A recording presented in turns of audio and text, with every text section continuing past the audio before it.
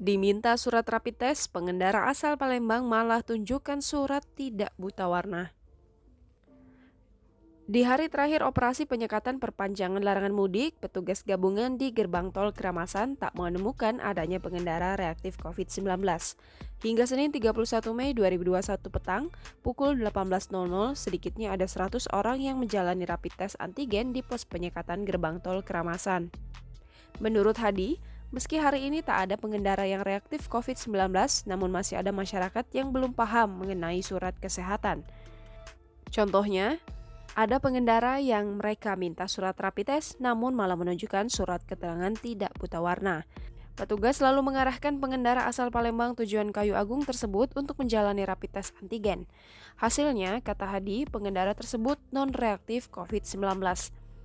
Selama 7 hari masa perpanjangan operasi penyekatan sejak 25 Mei lalu, sedikitnya ada 10 orang reaktif COVID-19 dan puluhan kendaraan dipaksa putar balik.